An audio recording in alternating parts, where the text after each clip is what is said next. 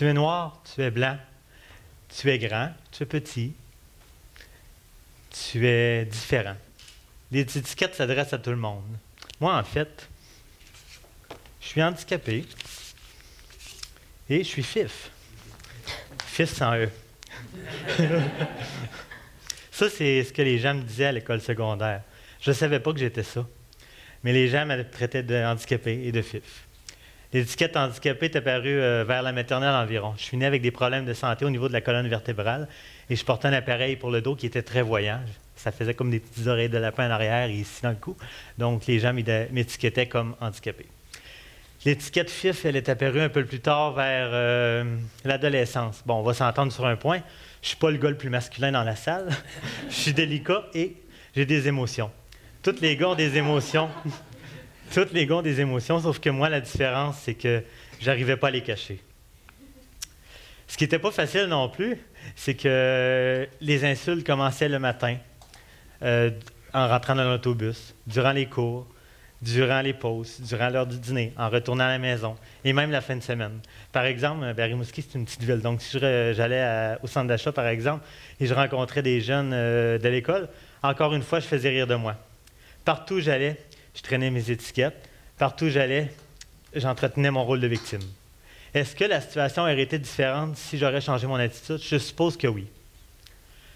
En 97, à l'âge de 17 ans, j'en avais assez de souffrir. J'étais tanné que la souffrance soit vraie moi, puis que les gens m'étiquettent. Donc, j'ai décidé de retirer mon étiquette handicapé. Je me disais qu'une étiquette de moi allait peut-être sauver ma vie. J'étais content. Enfin, j'avais plus cet appareil-là dans le dos. Sauf qu'après 16 ans que tu portes un appareil, quand tu le retires, même en désaccord des médecins et des parents, bien, qu'est-ce que ça fait? Bien, je suis devenu tout croche, je suis devenu le bossu. C'était pire que jamais. J'étais rendu le bossu de l'école. Alors, j'ai été opéré d'urgence. J'ai dû faire de la réadaptation. J'ai dû reprendre à marcher. Ça a été difficile. Mais je m'en suis sorti et j'avais enfin de l'espoir que la vie serait meilleure étant donné que j'avais plus d'appareil. J'avais plus de corset, donc j'avais plus l'étiquette handicapée. Je retournais à l'école super positif, mais j'avais oublié une chose importante, j'étais toujours le FIF. Donc l'enfer est revenu. 2 ans plus tard, en secondaire 5, pour la première fois de ma vie, je me sentais moins seul parce que mon voisin de casier était aussi le FIF de l'école. Donc j'étais comme un peu content, malgré que c'était un peu plate, qu'on soit 2 maintenant. Mais au moins, j'avais l'impression d'être compris, j'avais l'impression que je n'étais pas tout seul. Sauf que malheureusement, à Pâques, David a mis fin à ses jours. Parce qu'il était tanné de souffrir, il était tanné d'être dans la souffrance.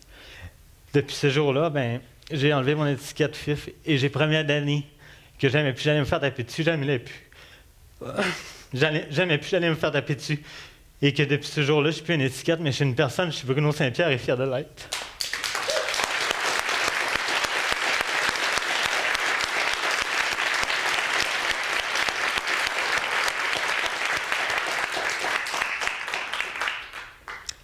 Mais les étiquettes, en fait, c'est quoi les étiquettes? Pour moi, quand j'entends étiquette, c'est une étiquette dans un supermarché sur les paquets de viande, sur les pots de Cheese Whiz, de Nutella, peu importe. Et avez-vous remarqué que c'est assez impressionnant de voir les étiquettes de supermarché? Tout ce qui est sur les produits alimentaires, c'est toujours des étiquettes hyper positives, hyper vendeurs. Mais pourquoi qu'on ne ferait pas de nos propres étiquettes des étiquettes aussi toujours positives? Les étiquettes, c'est aussi une façon pour les autres d'identifier les gens, les Noirs, les Blancs, les musulmans, les gens différents. Depuis 13 ans, je rencontre des gens, des jeunes, des intervenants, des personnes, et je tente de leur faire comprendre qu'une étiquette qui est négative au départ peut devenir une étiquette positive. Tout dépend de la façon dont on voit les choses. Maintenant, nous allons faire un petit jeu. Je vais vous demander de participer. Je vais piger des mots, puis je vais vous demander de lever la main si l'étiquette vous convient. Gagnant. Qui dans la salle veut être un gagnant? Tout le monde, merveilleux.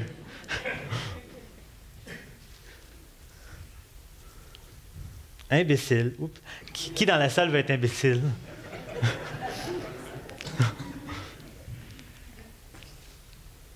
Santé. Qui dans la salle veut être en santé?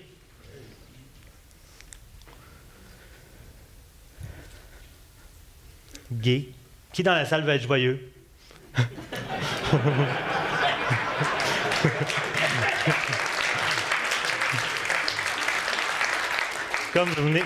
Comme vous venez de le constater, la majorité des gens ici ont levé la main pour être des gens gagnants et des gens en santé.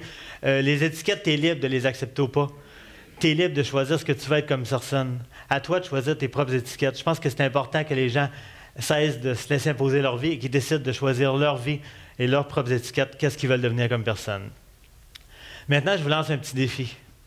Le défi d'aider les autres, ceux qui vous entourent, à identifier leurs propres étiquettes positives. Dire à quelqu'un qu'il est capable dans la vie, ça peut avoir tellement d'impact si vous saviez. C'est important. Peut-être que ce petit défi-là va sauver la vie de quelqu'un. Maintenant, je vous lance un questionnement. Est-ce que vous êtes victime de vos propres étiquettes? Quelles frontières que vous vous imposez dans votre vie? Réfléchissez-y. S'accrocher pour une vie, s'étiqueter pour une vie, mon livre s'appelle S'accrocher à la vie, désolé du lapsus. S'étiqueter pour une vie en santé. Je crois que le fait de se donner des étiquettes positives dans la vie peut amener une vision positive de la vie, de notre vie, peut amener quelque chose de positif. La preuve, je suis debout devant vous aujourd'hui et si je ne m'avais pas étiqueté des étiquettes positives, je ne serais peut-être pas là aujourd'hui. Ensuite, je vous lance un dernier questionnement. Avez-vous remarqué comment c'est spécial? Moi, j'ai été mis de côté parce que j'étais différent. J'ai été mis de côté parce que j'avais des différences quand même visibles. Mais que la diversité, c'est une richesse incroyable, que c'est une belle richesse. Et que si chacun de nous décidait aujourd'hui d'utiliser notre diversité pour en faire une belle richesse en choisissant d'être chacun vous, je pense que le monde sera encore plus beau, plus merveilleux. Puis je vous laisse là-dessus. Merci beaucoup.